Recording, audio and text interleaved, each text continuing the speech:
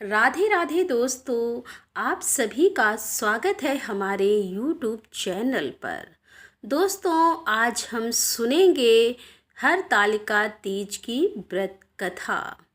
एक बार भगवान शिव ने पार्वती जी को उनके पूर्व जन्म का स्मरण कराने के उद्देश्य से इस व्रत के महात्म्य की कथा कही थी।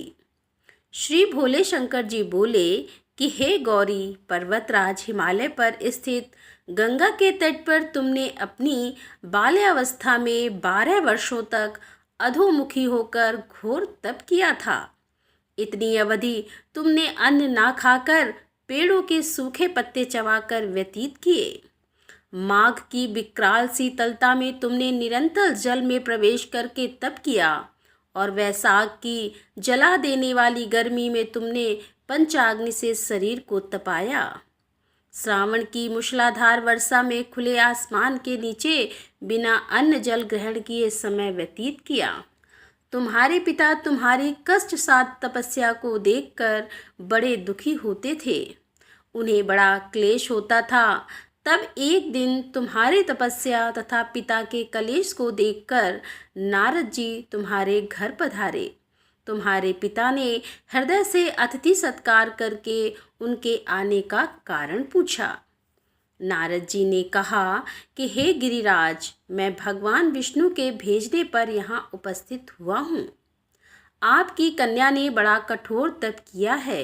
इससे प्रसन्न होकर वे आपकी सुपुत्री से विवाह करना चाहते हैं। इस संदर्भ में आपकी राय जानना चाहता हूँ। नारद जी की बात सुनकर गिरिराज गदगद हो उठे। उनके तो जैसे सारे कलेश ही दूर हो गए। प्रसन्नचित होकर वे बोले कि श्रीमान, यदि स्वयं विष्णु मेरी कन्या का वरण करना चाहते हैं तो भला मुझे क्या आपत्ति हो सकती है। वे तो साक्षात ब्रह्मा हैं। हे महर्षि, यह तो हर पिता की इच्छा होती है कि उसकी पुत्री सुख संपदा से युक्त पति के घर की लक्ष्मी बने।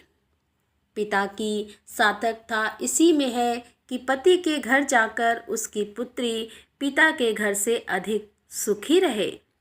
तुम्हारे पिता की स्वीकृति पाकर नारद जी विष्णु के पास गए और उनसे तुम्हारे विवाह के निश्चित होने का समाचार सुनाया।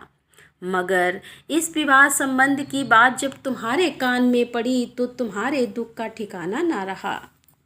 तुम्हारी एक सखी ने तुम्हारी इस मानसिक दशा को समझ लिया और उसने तुमसे उस विक्षिप्तता का कारण जानना चाहा। तब तुमने बताया, मैंने सच्चे हृदय से भगवान शिव शंकर का वरण किया है, किंतु मेरे पिता ने मेरा विवाह विष्णु जी से निश्चित कर दिया। मैं विचित्र धर्म संकट में हूँ। अब मैं क्या करूँ? प्राण छोड़ देने के अतिरिक्त अब कोई भी उपाय शेष नहीं बचा है। तुम्हारी सखी बड़ी ही समझदार और सूझबूझ वाली थी। उसने कहा कि सखी, प्राण त्यागने का इसमें कारण ही क्या है। संकट के मौके पर धैर्य से काम लेना चाहिए। नारी के जीवन की सार्थकता इसी में है कि पति रूप में हृदय जिसे एक बार स्वीकार कर लिया वह जीवन पर्यंत उसी से निर्वाह करे। सच्ची आस्था और एक निष्ठा के समक्ष तो ईश्वर को भी समर्पण करना पड़ता है। मैं तुम्हें घनघोर जंगल में ले चलती हूँ, जो साधना स्थली भी हो और जहाँ तुम्हारे पिता तुम्हें खोज भी ना पाएं। वहाँ तुम साधना में लीन हो जाना और मुझे विश्वास है कि ईश्वर अवश्य तुम्हारी सहायता करेंगे। तुमने ऐसा ही किया। तुम्हारे पिता तुम्हें घर पर ना पाकर बड़े दुखी तथा चिंतित हुए। वे सोचने लगे कि तुम जाने कहाँ चली गई हो। मैं विष्णु जी से उसका विवाह करने का प्रण कर चुका हूँ। यदि भगवान विष्णु बारात लेकर आ गए और कन्या घर पर ना हुई तो बड़ा अपमान होगा। तो कहीं मुंह दिखाने के योग्य भी नहीं रहूँगा। यही सब सोचकर गिरिराज ने जोर शोर से तुम्हारी खोज शुरू करवा दी। इधर तुम्हारी खोज होती रही और उधर तुम अपनी सखी के साथ नदी के तट पर एक गुफा में मेरी आराधना में लीन। भाद्रपद शुक्ल तृतीया को हस्त नक्षत्र था। उस दिन तुमने रेत के शिवलिंग का निर्माण करके व्रत किया। रात भर मेरी स्तुति के गीत गाकर जागी। तुम्हारी इस कष्ट साध्य तपस्या के प्रभाव से मेरा आसन डोलने लगा।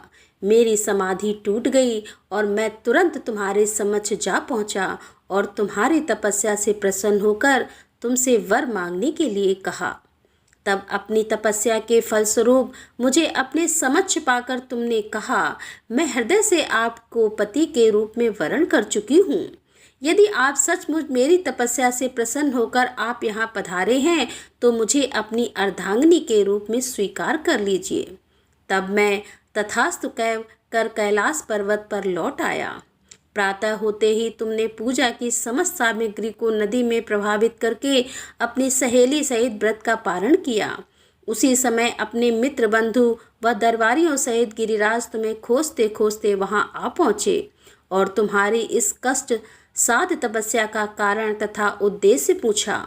उस समय तुम्हारी दशा को देखकर गिरिराज अत्यधिक दुखी हुए और पीड़ा के कारण उनकी आंखों से आंसू उमड़ आए। तुमने उनके आंसू पोंछते हुए विनम्र स्वर में कहा कि पिताजी, मैंने अपने जीवन का अधिकांश समय कठोर तपस्या में बिताया है।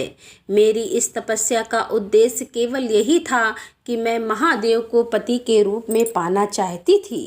आज मैं अपनी तपस्या की कसौटी पर खरी उतर चुकी हूँ। आप क्योंकि विष्णु से मेरा विवाह करने का निर्णय ले चुके थे, इसीलिए मैं अपने आराध्य की खोज में घर छोड़कर चली आई।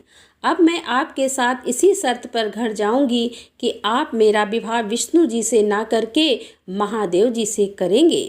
गिरिराज मान गए और तुम्हें घर ले गए। कुछ समय के पश्चात शास्त्रोक्त विधि विधान पूर्वक उन्होंने हम दोनों को विवाह सूत्र में बांध दिया।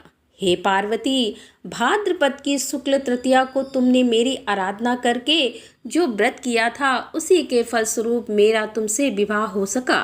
इसका महत्व यह है कि मैं इस व्रत को करने वाली कुंवारियों को मनोवांछित फल देता हूँ।